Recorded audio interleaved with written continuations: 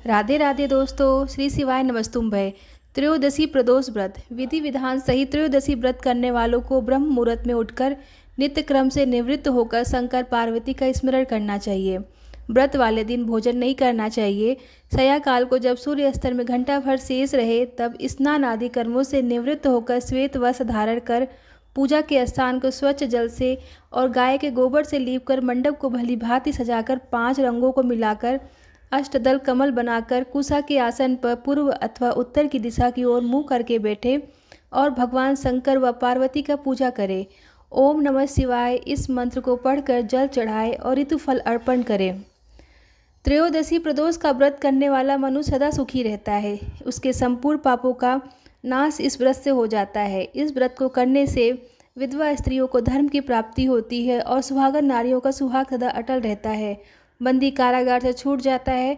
जो स्त्री पुरुष जिस कामना को लेकर इस व्रत को करते हैं उनकी सभी कामनाएं देवाधिदेव महादेव पूरी करते हैं।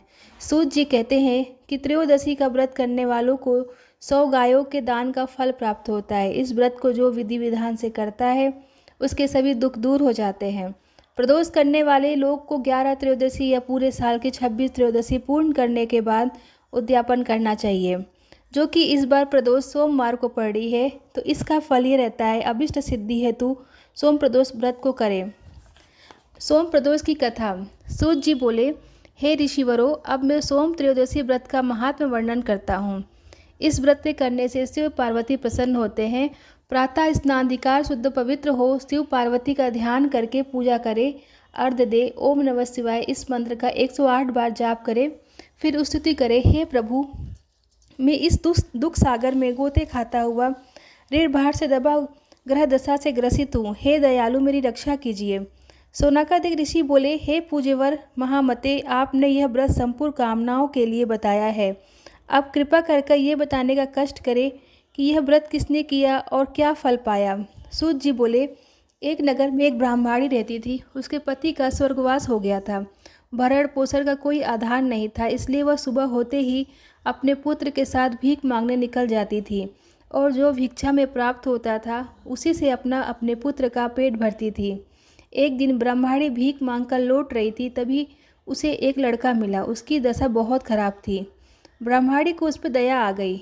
वह उसे अपने साथ घर ले आई। वह लड़का विदर्भ का राजकुमार था। पड़ोसी राज ने उसके पिता पर आक्रमण करके उसके राज्य में कब्जा कर लिया था, इसलिए वो मारा मारा फिर रहा था। ब्राह्मणी के आश्रम में वह ब्रह्म कुमार की तरह पलने लगा। एक दिन ब्रह्म कुमार और राजकुमार खेल रहे थे, तभी उन्हें वहां गंधर्व कन्याओं ने देख लिया। वे राजकुमार पर मोहित हो गए।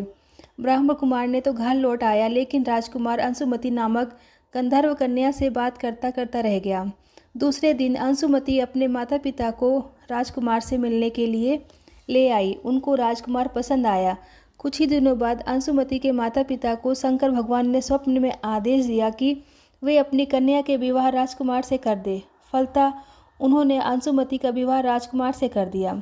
ब्राह्मणी को ऋषियों ने आज्ञा दे रखी थी कि वो सदा प्रदोष व्रत करती रहे। उसके व्रत के प्रभाव और गंधर्व राज की सेनाओं की सहायता से राजकुमार ने विदर्भ से शत्रुओं को मार भगाया और अपने पिता के राज्य को पुनः प्राप्त कर वहाँ आनंदपूर्वक रहने लगा। राजकुमार ने ब्राह्मण को अपना प्रधानमंत्री बनाया। राजकुमार और ब्राह्मण कुमार के दिन जैसे ब्राह्मणी के प्रदोष व्रत करने से फिरे, शंकर भगवान वैसे ही अपने दूसरे भक्तों को दिन भी फेरते रहे। तभी से प्रदोष व्रत का संसार में बड़ा महत्व। जनों, अगर आपको आज की कथा पसंद आई हो और आप आगे भी ऐसी ही दिव्य कथाओं का आनंद लेना चाहते हैं तो कृपया हमारे चैनल को सब्सक्राइब करें और इस वीडियो को लाइक और शेयर ज़रूर करें। हम आपके लिए ऐसी ही प्यारी कथाएं लाते रहेंगे। राधे राधे।